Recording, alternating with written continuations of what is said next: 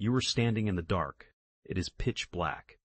The kind of black that it feels heavy. It feels like a physical weight pressing against your eyelids. You are holding your breath. Not because you want to, but because the air is too hot to breathe. It tastes like copper. It tastes like ash. And then you hear it. MIF first. It's just a vibration. A thrumming in the soles of your boots. You think, maybe it's thunder. A storm rolling in off the bay. But thunder crashes and fades. Thunder breathes. This sound does not breathe. It is constant. It is growing. It is a low-frequency rumble that rattles your teeth in your skull. Survivors, those few who would live to speak of this night, they all reached for the exact same comparison. They didn't compare it to wind. They didn't compare it to fire. They said it sounded exactly like a freight train. But not just one train. To imagine 100 locomotives. Iron and steam and coal. Imagine 100 locomotives. Iron and steam and coal. All of them rushing toward you at full throttle, dragging their steel wheels over the tracks, screaming against the friction. Imagine that sound coming not from a track, but from the sky. The rumble becomes a roar, a deafening roar. The trees around you, ancient white pines, trees that have stood since the founding of this country, they aren't just swaying, they are snapping, they are popping like gunshots. Crack, crack, crack. You look up, you try to see what is making the sound. And through the smoke, through the swirling, choking gray, you see the horizon begin to glow. I am 3. It isn't the orange glow of a campfire. It isn't the yellow flicker of a lantern. It is red, deep blood red, and it is moving faster than anything nature should allow. This is the moment the world ends. This is the moment gravity fails. This is the moment the atmosphere itself turns into a weapon. But we are getting ahead of ourselves, because before the screaming, before the heat, before the train came off the tracks, there was just a town. There was just a Sunday. There was a priest finishing his sermon. There was a mother folding laundry. There was a mayor checking his watch. I am 4 on the morning of October 8, 1871. The sun rose over the town of Peshtigo, Wisconsin. And nobody, absolutely nobody, knew that they were walking on top of a bomb. That was just waiting for a spark. We're about to walk the timeline of the deadliest fire in American history. A fire that killed more people than the Titanic, yet was erased from our collective memory by a trick of timing. We are going to analyze the physics of a firestorm and the psychology of survival. To understand how a civilization vanishes in 60 minutes, you first have to understand the fuel. You have to understand the geography of the disaster. IM5 Peshtigo, Wisconsin in 1871. It wasn't a metropolis. It was a frontier town, a boomtown. It was the jewel of the Northwoods. It sat nestled in the dense, endless forests near the shores of Green Bay, and the lifeblood of Peshtigo. The thing that put money in pockets and food on tables was wood, pine, cedar, hardwood. The forests were so thick, they said you could walk for days and never see the sun touch the forest floor. But this wealth, this endless ocean of timber, it came with a price. IM6, the town itself, was a company town, owned largely by the Peshtigo Lumber Company. And because they were a lumber town, they built everything out of the product. The houses were wood, the sidewalks were wood, the fence posts, the church pews, the factory floors, wood, wood, wood. But it went deeper than that. The manufacturing process created waste, sawdust, mountains of it.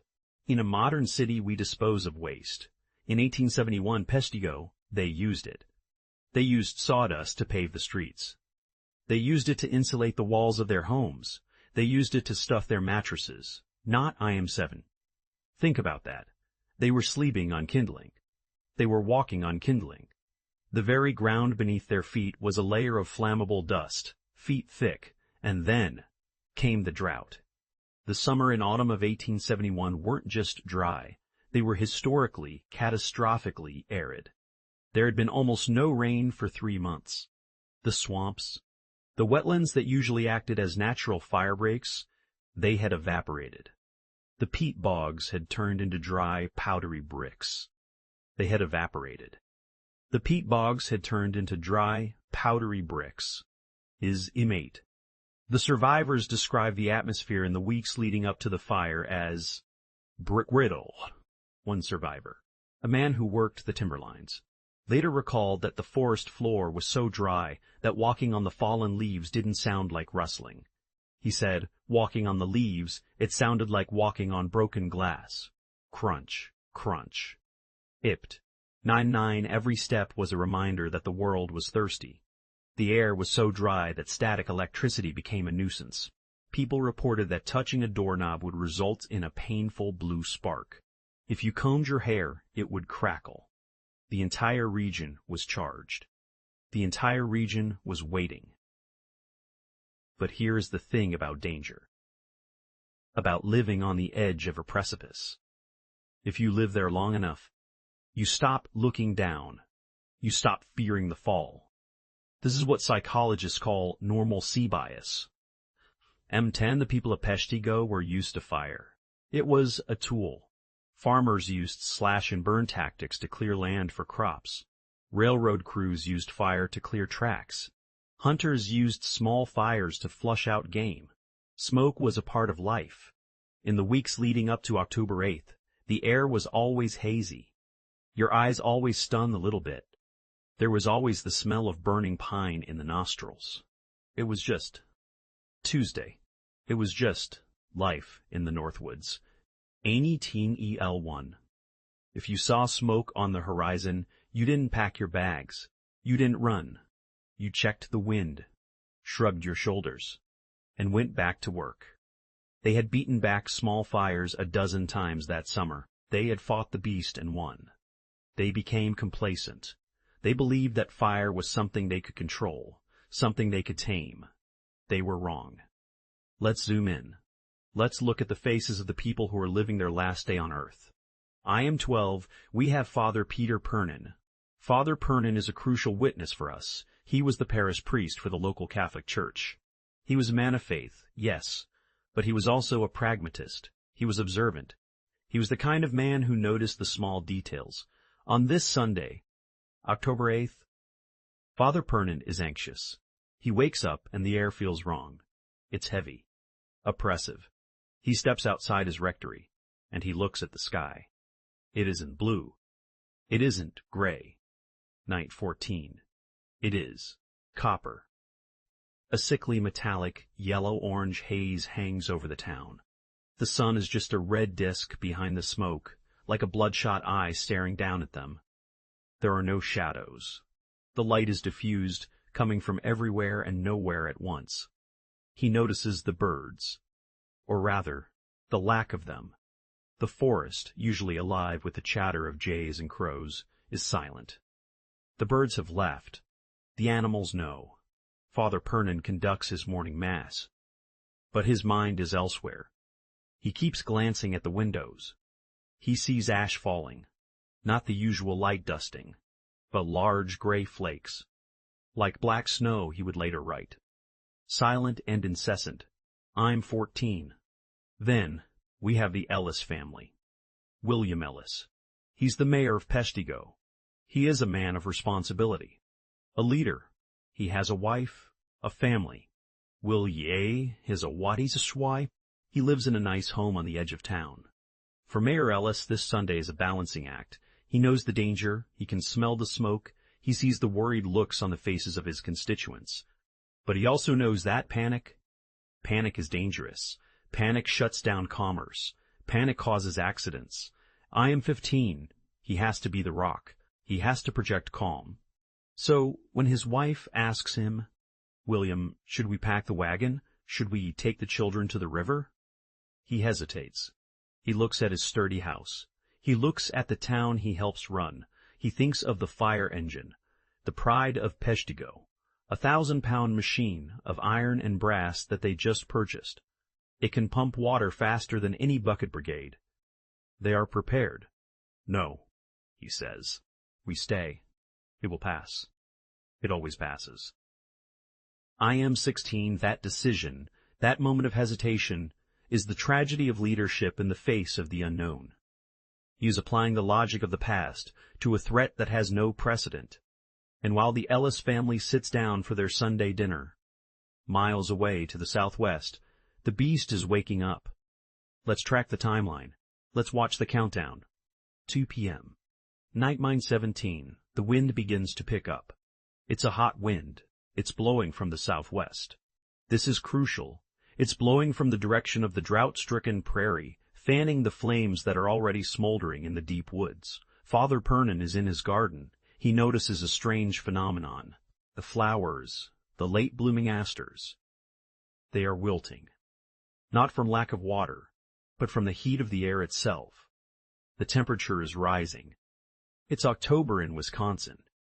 It should be crisp. It should be cool. But the thermometer is climbing past 70, past 75 degrees. 5 p.m. In IM meet. The sun begins to set. But it doesn't get dark. Not really. The western horizon is glowing, a dull, sullen red. In the town center, people are starting to gather in small groups. They are nervous. The black snow of ash is getting heavier. It's covering the wooden sidewalks. It's coating the roofs. The telegraph office is busy. Operators are sending messages down the line to Green Bay, to other logging camps, asking for news, asking about the smoke. It's in teen. And then, the line goes dead. Click. Silence. The wire has burned through somewhere to the south. Peshtigo is now cut off. They are an island in a sea of pine. No warnings can come in. No pleas for help can go out. But still, the normalcy bias holds. People go home. They light their lamps. They tuck their children into bed. They tell them, don't worry about the smoke. It's just the woods. Close the window. Go to sleep. Go to sleep. Go to sleep. Go to sleep. M20, can you imagine that? Putting your child to bed, tucking them under a quilt stuffed with sawdust, while the sky outside turns the color of a bruise? 7 p.m. The sound begins. It's faint at first. A low rumble, like a wagon rolling over a wooden bridge, but continuous. Father Pernin is pacing in his room. He can't sit still. Pernin is pacing in his room. He can't sit still. He grabs his most valuable possession, the tabernacle from the church, the vessel holding the consecrated hosts. He puts it in his wagon. He digs a hole in his garden to bury his books, his records. M21. Why? He doesn't know why. He later said it was an instinct, a voice in his head screaming, run. But run where? The forest is everywhere. The roads are narrow corridors through the trees. If the fire is in the woods, the roads are the kill zone. There's only one place that isn't wood. There's only one place that cannot burn. The river. IM-22. The Peshtigo River cuts through the center of town. It is wide. The current is strong. It is the lifeblood of the industry. But tonight it is the only sanctuary. But nobody is running to the river yet. They are watching. They are waiting. 8 p.m. The wind is now a gale. It's whipping the women's skirts. It's tearing shingles off the roofs. But it's erratic. It's not just blowing through the town. It feels like it's swirling. The superheated air rising from the approaching fire is creating a vacuum, sucking fresh air in, creating a vortex. IM-23. The freight train sound is louder now. It's no longer a rumble. It's a roar. And then something happens that freezes the blood of everyone who witnesses it. 8:30 p.m. The wind stops. We need to pause here. We need to understand the physics of what is happening at 8:30 p.m. The survivors described a deathly stillness. The gale force winds, the roaring gusts, they just cut out. IM-24. The flag on the town hall hangs limp. The trees stop swaying. But the silence is worse than the noise. Because with the silence comes the pressure. Survivors reported a sensation of immense weight pushing down on them, Their ears popped. It felt like being deep underwater. What they were experiencing was a massive drop in atmospheric pressure. The fire approaching them was so large, so hot, that it was consuming the oxygen in the area at a rate that defies comprehension. It was inhaling. 9:25, the fire was taking a deep breath before the scream. Father Pernin stands in his yard. He looks at the horizon. The glow is no longer sullen. It is bright. It is angry. He sees something above the treetops. It isn't smoke. It isn't flame. It is a cloud. A black, rotating cloud of superheated gas and debris. It is spinning. It is illuminated from within by lightning, but not lightning from a storm. Fire, lightning. Static discharge created by the friction of a billion particles of ash colliding at 100 miles an hour. M26, the stillness hangs in the air for a minute, maybe two. A bird, a single, confused bird, falls out of the sky and lands at Pernin's feet. It isn't burned, it's dead from the heat shock. And then, the silence breaks. It doesn't break with a whisper. It breaks with a detonation.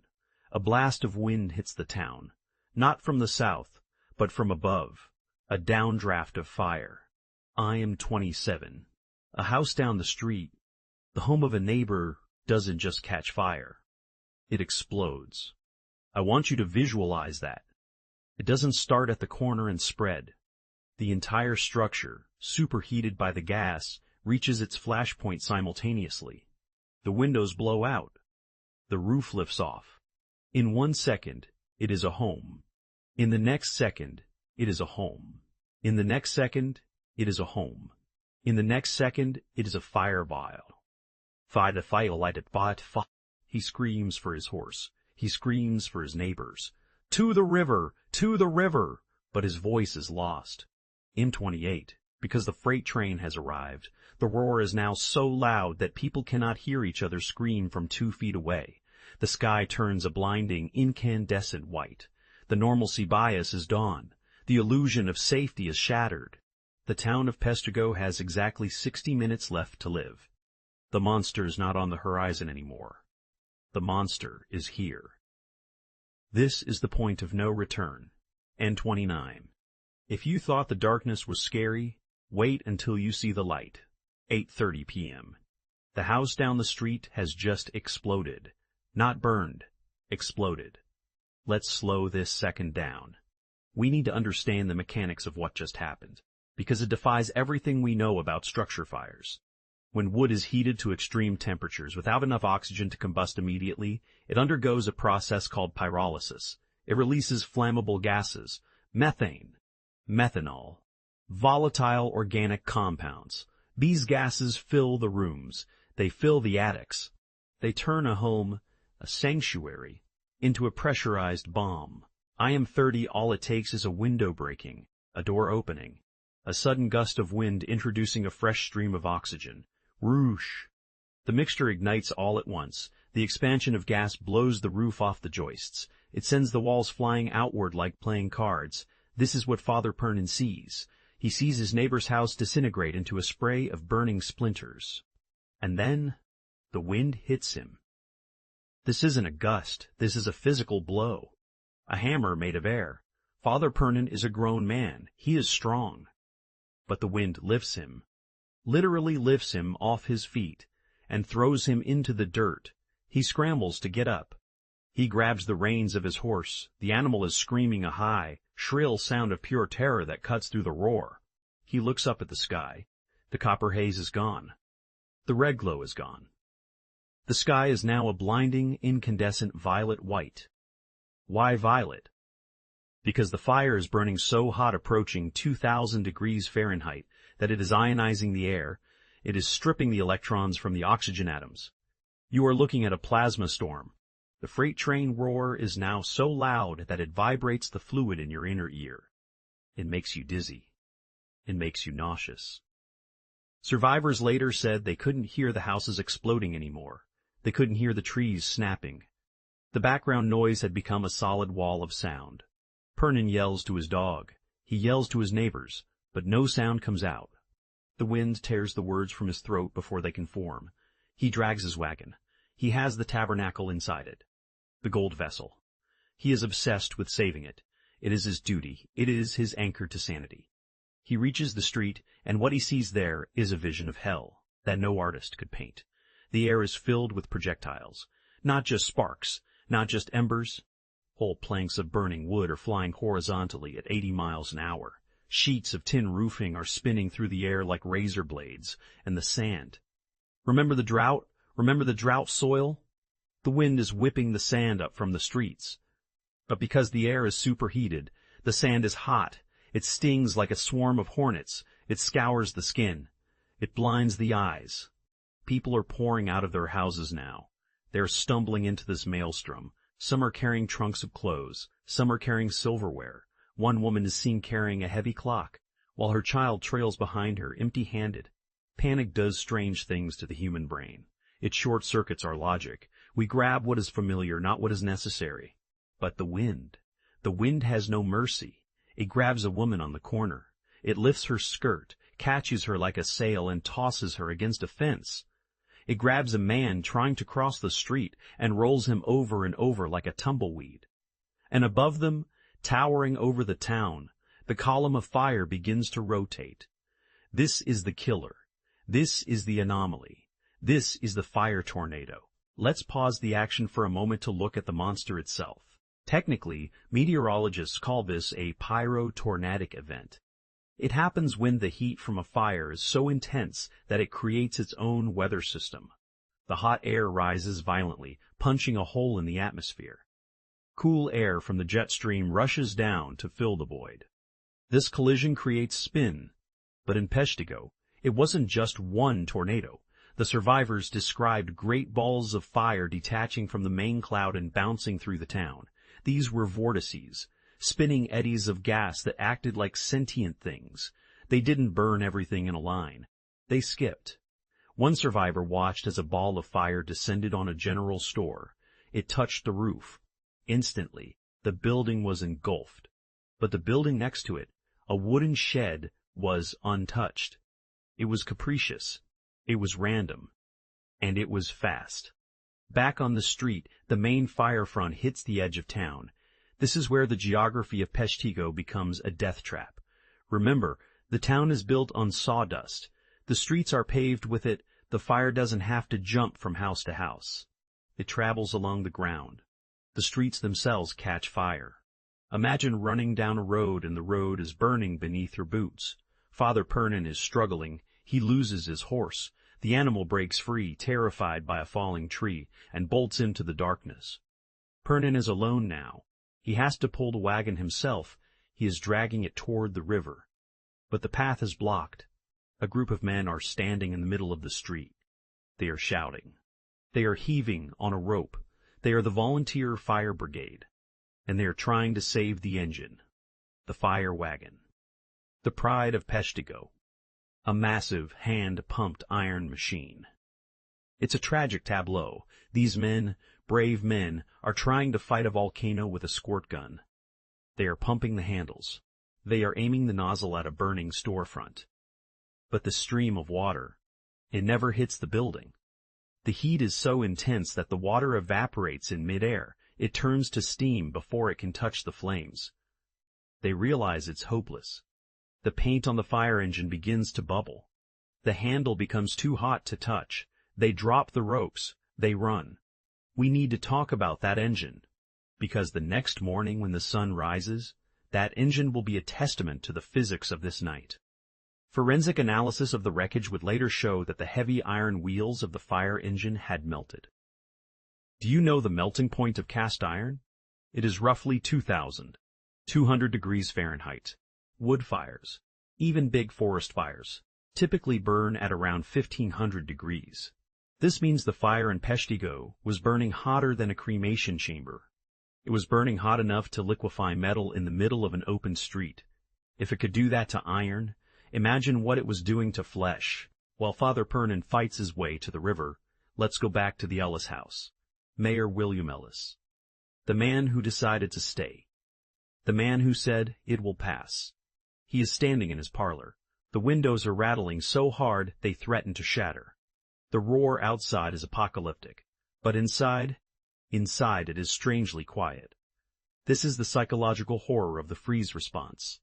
William Ellis is a smart man, but his brain cannot process the data it is receiving. The situation is so far outside his frame of reference that he is paralyzed. He looks at his wife. She is holding their children. They are waiting for him to give an order. They are waiting for the leader to lead, but he can't. He walks to the window. He sees the fire engine abandoned in the street. He sees the sparks showering his porch. "We have to go," his wife screams.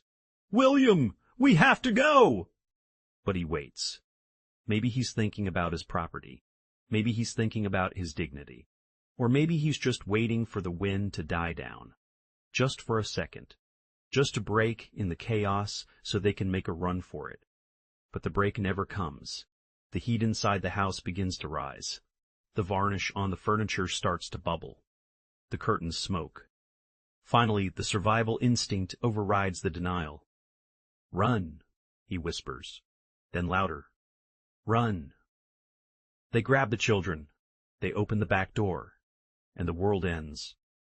The blast of heat that hits them is instantaneous. It singes their eyebrows. It catches their clothes. They run into the yard. But where do they go? The fence is burning. The woods behind the house are a wall of flame. The street in front is a river of fire. They are trapped. Mayor Ellis sees a clearing. A spot where the sawdust has been scraped away. A small depression in the earth. "Get down," he screams. "Get down on the ground." He gathers his family. He huddles them together. He throws his own body over them, trying to shield them from the sparks, trying to be the protector one last time. They lie there, huddled in the dirt, and they wait. They don't burn to death. Not in the way you think. The fire is consuming the oxygen. The air around them is becoming toxic, carbon monoxide, superheated nitrogen. They get sleepy. Their limbs feel heavy. The terror fades into a strange, lethargic confusion. William Ellis holds his wife's hand. He closes his eyes against the glare. And the Ellis family, the first family of Peshtigo, simply goes to sleep. They will be found the next morning, still huddled together, their clothes hardly touched by the flames. No burns on their skin. They suffocated. The fire stole the air right out of their lungs. This was the fate of hundreds. They weren't consumed by the fire. They were smothered by it. Back on the streets, the paralysis is gone. It has been replaced by the stampede. The destination is the Peshtigo River. It is the only goal. It is the only thought. Water. Water. The scene is chaotic. It is a nightmare mosaic of images. A man is running with his legs on fire. He doesn't stop to roll. He just runs faster, screaming, diving headfirst toward the sound of the current. A woman trips. She falls onto the burning sawdust. The crowd behind her, they don't stop. They can't stop. They can't stop. They can't stop. They can't stropple her. This is the cruelty of survival. The social contract has dissolved. The politeness of the 19th century is gone. It is primal. It is every living thing for itself. And it's not just people.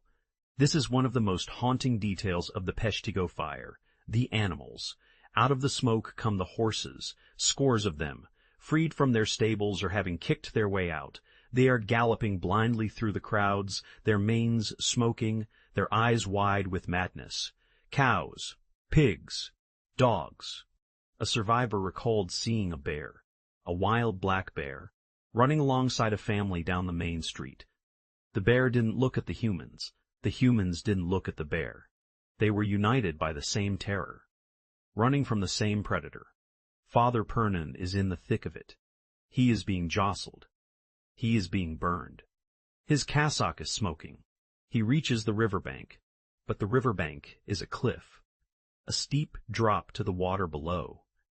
And it is crowded. Hundreds of people are jammed onto the muddy slope. They are pushing. They are shoving. "Jump," someone screams. Pernin looks down. The water is black and churning. Logs burning logs from the mill upstream are floating down the current like fiery battering rams. To jump is suicide. To stay is death. He sees a woman next to him. She is holding a baby. She is frozen. "Save him!" she cries. She thrusts the baby into Pernin's arms. But Pernin is holding the Tabernacle. He is full. He can't take the child. He shouts at her, "You must hold him! You must jump!" He pushes his wagon into the water. It floats. He wades in. The shock of the water is violent. The air is 2,000 degrees. The water is October cold, maybe 45 degrees. The contrast sends his body into shock. His heart hammers. He gasps. He goes deeper. The water rises to his waist, to his chest, to his neck. He finds a spot among the logs. He holds the Tabernacle above his head. He looks around. The river is full of heads. Men, women, children, bobbing in the dark water. And next to them, the livestock. The cows have waded in. The horses. They are standing perfectly still, neck deep, their noses pointing up to the sky, trying to breathe the cool air just above the waterline. It is a grotesque baptism, a congregation of the damned. And then the fire arrives at the bank. This is the peak of the sine wave, the moment of maximum energy. The fire doesn't stop at the water's edge. The flames leap from the west bank to the east bank, a span of over 200 feet. It arches over the river like a bridge of fire. For the people in the water, the world becomes a convection oven. They have to duck their heads under water to keep their hair from burning. They come up for air, gasp a breath of hot smoke, and duck back down, splash, gasp, splash, gasp. Father Pernin is struggling. The wind is whipping the water into waves. He is being thrown against the logs. He sees things floating past him, a wooden bucket, a dead chicken, a hat, a body. He prays. He recites the Latin rites, dies irae, dies illa, day of wrath, day of doom. But he can't hear his own voice. The sound is overhead, the roar of the fire tornado passing directly over the river. It creates a vacuum. Survivors in the water reported that it became hard to breathe even when their heads were above the surface. The fire was sucking the oxygen right off the top of the river. They started splashing water onto their faces, into their mouths, trying to filter the air through wet cloth.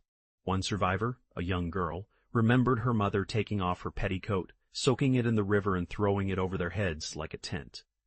They huddled under the wet wool, listening to the roar steaming in their own heat. And then, the debris. The fire tornado had lifted massive objects into the sky. Now, as the updraft weakened, they began to fall. Burning beams, bricks, and the railroad cars. Witnesses on the edge of town, those who had found shelter in deep excavations, swore they saw railroad flat cars, heavy wooden platforms with iron wheels, being lifted from the tracks. They spun in the air. They were tossed hundreds of feet. One of them crashed into the river downstream, sending a geyser of boiling water into the air. This is the power we are dealing with. This is not a forest fire. This is an atmospheric bomb. Time loses its meaning in the river. Is it minutes?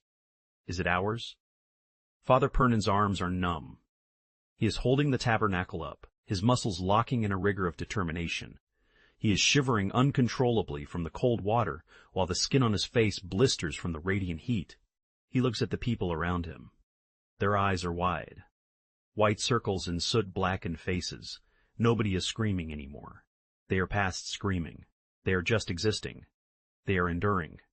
They are waiting for the end. And then, as quickly as it began, the engine runs out of fuel. The town of Peshtigo is gone. There is nothing left to burn. The sawdust streets are ash. The houses are flat. The trees are charcoal. The fire tornado moves on. It drifts toward the bay, looking for more food. The roar begins to fade. It goes from a deafening scream to a rumble to a crackle. And then, silence. Absolute. Total. Silence. It is around 10 p.m. The transition is jarring. Your ears are ringing. The sudden absence of sound feels like a physical void. In the river, heads begin to pop up. They look around. It is dark again. The blinding light is gone. replaced by the dull red glow of a million dying embers. The air is still hot, but it's breathable. Father Pernin drags himself toward the shore. His legs are like lead. He collapses on the sand. But the sand isn't sand anymore. He touches the ground. It's hard. It's smooth. It's sharp. The heat was so intense, so prolonged, that the silica in the sandy soil has fused. He is crawling on glass. He looks back at the river.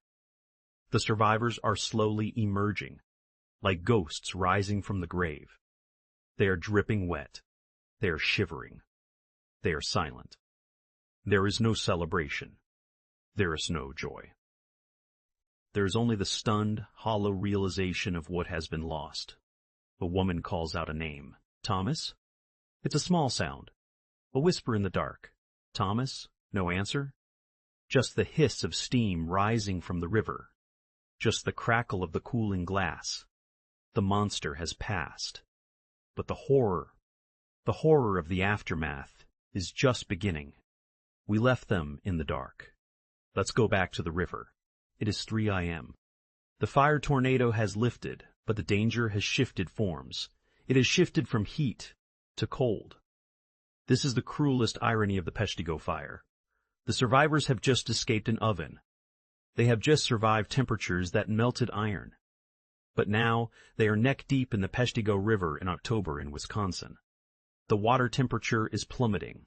Father Pernin is still holding the Tabernacle. His arms are locked in a spasm of exhaustion. He cannot feel his fingers. He cannot feel his legs. Hypothermia is setting in. It starts with shivering. Violent, uncontrollable shaking. The body's last-ditch effort to generate heat. But soon, the shivering stops. The muscles stiffen. The mind begins to drift. It is a strange, hallucinatory state. Pernin looks around him in the gloom. The river is a surreal sanctuary. To his left, a woman is weeping softly. To his right, a cow is standing perfectly still. A few feet away, a deer is paddling against the current. Predator and prey, man and beast, all huddled together in the freezing water. The fire has burned away the hierarchy of nature. Tonight, there are no hunters. There are only the living and the dead. Pernin sees a man's head bobbing in the water nearby. He calls out to him, "Brother, are you all right?" The man doesn't answer. He just bobs. Up and down. Pernin realizes the man is dead. He isn't burned. He didn't drown. He froze. Think about that. Think about the sensory confusion. Your back is being warmed by the radiant heat of the smoldering forest, but your heart is slowing down from the cold water pressing against your chest. They have to make a choice. If they stay in the water, they freeze. If they climb out onto the bank, they burn. So they wait. They tread water in purgatory. Hours pass. The darkness begins to lift, not because the sun is rising. The smoke is too thick for that, but because the sky is turning a lighter shade of gray. 4 WM, 5 WM, 6 WM. Father Pernin finally decides he can take it no more. He is going to risk the land. He drags his stiff, frozen legs toward the shore. He pulls the wagon behind him. He growls out of the water. He expects to see charcoal. He expects to see the charred skeletons of houses. But what he sees, what the morning light reveals, is not black. It is white. The entire landscape has been painted white. This is a phenomenon known as complete combustion. The fire was so hot and burned for so long that it didn't just char the wood. It consumed the carbon entirely. It turned the town of Peshtigo into ash. White ash. White ash. It covers everything. It lies and drifts against the stumps of trees. It coats the streets like a fresh snowfall. It is beautiful. And it is horrifying. Because the town is gone. I don't mean it is ruined. I mean it is groaned. I mean it is gone. The sawdust streets? Vaporized. The funces? Vaporized. The wooden sidewalks? Vaporized. There are no landmarks. Father Pernin tries to orient himself. He looks for the church. He looks for the school. They aren't there. There isn't even rubble. There are just rectangular outlines of white ash on the ground where buildings used to stand. It is a moonscape. A flat, gray-white desert stretching to the horizon. And scattered across this desert are the statues. This is the hardest part of the story to tell. But we must tell it. We must witness it. Father Pernin begins to walk toward where the town used to be. The ground is still hot. It radiates through the soles of his boots. He sees shapes in the ash. He sees a group of people near where the boarding house stood. He thinks, for a fleeting second, that they are survivors. They are standing up. They are grouped together. He calls out, "Hello." They don't move. He gets closer, and his blood runs cold. They are dead. But they don't look like fire victims. They aren't charred. Their clothes are intact. The women are wearing dresses with intricate patterns. The men are wearing wool coats. But they are frozen in place. One man is leaning against the stump of a tree, his hand raised as if shielding his eyes from a bright light. A woman is sitting on the ground, her knees pulled to her chest, her head resting on her arms. They look like wax figures. This is the forensic anomaly of the Peshtigo Fire. The medical examiners who would later arrive, they struggled to explain it. How can a fire burn a house to nothing, but leave the people inside it looking perfect? The answer lies in the gas. Remember the explosion of the houses? The superheated atmosphere? These people didn't burn. They were flash-baked. The air temperature spiked to over 1,000 degrees in a split second. But more importantly, the oxygen vanished. They died of asphyxiation instantly. Their lungs collapsed. And then, the heat. The intense dry heat caused a phenomenon called heat rigor. Their muscles contracted and hardened immediately, locking them in their final pose. They died before they could fall. Father Pernin walks past them. He feels like an intruder in a wax museum. He sees a young girl, maybe 7 years old. She is lying on her side. Her hair is golden. It isn't sinned. Her skin is pale, porcelain white. She looks like she is sleeping. But when he reaches down to touch her shoulder, to see if there is any life left, the body crumbles. It falls apart into ash. The preservation was an illusion. They were calcined, burned from the inside out, held together only by the tension of the skin and the fabric of their clothes. This is the horror that the survivors wake up to. They wander through this white wasteland looking for their families. They find the safe places, the places they thought were fireproof. They go to the water tank, a massive wooden barrel filled with water. A man had climbed inside it, thinking the water would save him. They find the metal hoops of the barrel lying on the ground. The wood is gone. The water boiled away. The man, there is nothing left of him but a few bones and a pair of melted spectacles. They go to the brick store, the only brick building in town. Dozens of people had crowded into the basement. The walls are collapsed. The bricks are baked into a solid, fused lump. The people inside, they are gone, cremated in a kiln. And then they find the Ellis family. Father Pernin finds them. They are where we left them. In the clearing, Mayor William Ellis, his wife, their children. They are huddled together. The mayor's arm is still draped over them, a final gesture of protection. They look peaceful. Their faces are unmarred. There is no terror in their expressions, just a heavy sleep. They suffocated together. Pernin kneels beside them. He weeps, not just for the death, but for the futility of it. The mayor had waited. He had calculated. He had tried to be the leader. And in the end, the fire didn't care about his title. It didn't care about his responsibility. It just took the air. By noon, the survivors have gathered on the high ground. They are a ragged group, burned, blind, naked, shivering. But they have hope. But naked, fearing. But they have hope because they know how the world works. They are part of the United States of America. They are part of a civilization. Disasters happen. And when disasters happen, the telegraphs click. The trains run. The relief wagons roll. They look to the south, toward Green Bay, toward Chicago. They will come, someone says. They must see the smoke. They will set.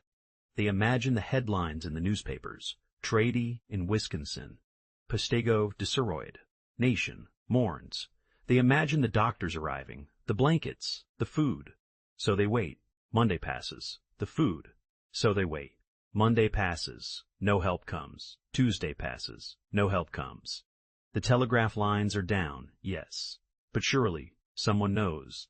The smoke cloud from this fire was visible from ships on Lake Michigan. The glow was seen for 100 miles. Why is the road empty? Finally, on Wednesday, a rider breaks through. He is riding a horse that is foaming with exhaustion. He carries a satchel of news. The survivors crowd around him. Father Pernin is there. He steps forward. Tell us, Pernin says. Is help coming? Does the governor know? The rider looks at them. He looks at the white ash desert. He looks at the statues of the dead. And he shakes his head. Nobody is coming, he says. Why? The crowd demands. Why have they forsaken us? The rider swallows hard. Because, he says, Chicago is gone. The silence returns. What do you mean Chicago is gone? The silence returns. What do you mean Chicago is gone? The fire, the rider says. The same wind. The Chicago bird word. The high, the hotels. It's all gone. And in that moment, the people of Peshtigo realize the cruelest joke of all. They haven't just been destroyed. They have been eclipsed. While they were screaming in the river, while they were watching their children turn to ash, the eyes of the world were turned 250 miles to the south. They were looking at a city of stone and steel. They were looking at Mrs. O'Leary's cow. They were looking at the burning of the Palmer House Hotel. Chicago had the telegraphs. Chicago had the reporters. Chicago had the wealth. When the telegraph wires in Peshtigo melted, the town went silent. It disappeared from the map. But when Chicago burned, the wires hummed. The story went out to New York, to London, to Paris. The Great Chicago Fire. Donations were already pouring in. Millions of dollars. Trainloads of supplies. Blankets, tents, doctors. All heading to Chicago. And Peshtigo? Peshtigo was just a rumor. A footnote. Forest fires reported in the north. The survivors stand there in the ash. They realize they are alone. They are not just victims of nature. They are victims of timing. If this fire had happened a week earlier, or a week later, they would be the center of national mourning. They would be heroes. But because they died on October 8, 1871, they are nobody. This realization, this anger gap, breaks them in a way the fire couldn't. It strips them of their dignity. It tells them that their suffering matters less because they are poor, because they are rural, because they are built of wood, not stone. Father Pernin turns away. He looks back at the river. We are ghosts, he whispers. We are already ghosts. We need to step back now. We need to leave the emotion for a moment and look at the cold, hard data. Why did this happen? How does a fire kill 1,500 people in a single hour? It wasn't just bad luck. It was a perfect storm of three specific factors. A fatal trinity. Factor 1, the fuel load. We talked about the sawdust streets, but it was more than that. The logging practices of the 1870s were wasteful. When they cut down a white pine, they stripped the branches and left them on the forest floor. This is called slash. For decades, layers of dried pine needles and branches had built up. It was a carpet of gunpowder 5 feet deep, covering the entire state of Wisconsin. Factor 2, the drought. The soil moisture was zero. The swamps were dry. This allowed the fire to burn underground. It burned through the peat. It burned through the tree roots. This is why the fire to burn underground. It burned through the tree roots. This is why the fire seemed to pop up everywhere at once. It was traveling beneath their feet. Factor 3. The low-pressure system. This is the smoking gun. Meteorologists have reconstructed the weather map of October 8, 1871. A massive cyclonic low-pressure system moved over the Midwest. It was a swirling drain in the atmosphere. This system created the winds, but it also did something else. It created the chimney effect. But it also did something else. It created the chimney effect. The heat from the fires in the woods rose up. The low pressure sucked it higher. This drew in cold air from all sides at incredible speeds to replace the rising air. This is what created the rotation. When the fire hit Peshtigo, it wasn't a wall. It was a vortex. We found the proof in the debris field. Remember the railroad cars? The ones tossed into the river? Only a tornadic wind can lift a 20-ton rail car. But it wasn't a wind of air, it was a wind of fire. Forensic scientists call it a supercell firestorm. It happens when the fire becomes its own weather system. It creates its own clouds. It creates its own clouds. It creates its own lightning. It creates its own wind. It stops obeying the laws of the surrounding weather and starts dictating them. The energy release of the Peshtigo Fire has been calculated. In that one night, the fire released the energy equivalent of a 1 megaton nuclear bomb. That is 50 times the power of the bomb dropped on Hiroshima. Dropped on a wooden town. In the middle of the night. When you look at the numbers, the survival of Father Pernin and the others seems less like luck, and more like a miracle. They survived ground zero of a nuclear event, shielded only by a river. In the days that followed, the relief finally trickled in. But it was too late for the dead. The survivors had a problem. What to do with the bodies? There were too many. Hundreds scattered in the woods. Hundreds more in the town. And they were decomposing. Or, in the case of the calcined bodies, they were crumbling. Identification was impossible. Families were wiped out entirely, so there was no one left to identify the remains. Records were burned. Dental records were burned. Dental records didn't exist. So they dug a pit. In the center of what used to be the town, they dug a trench.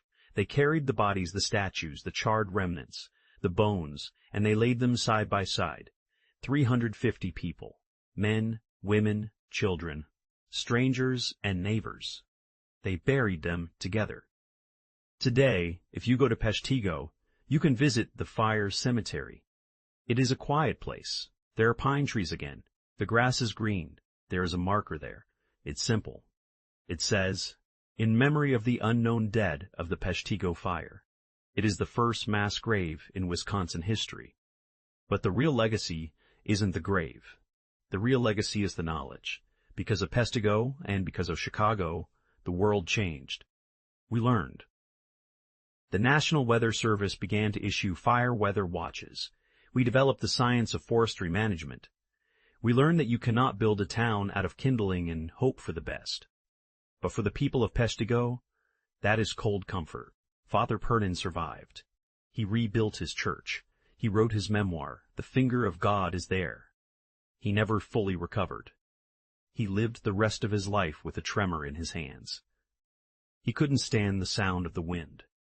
When he died, they found the Tabernacle. The gold vessel he had carried into the river, it was tarnished.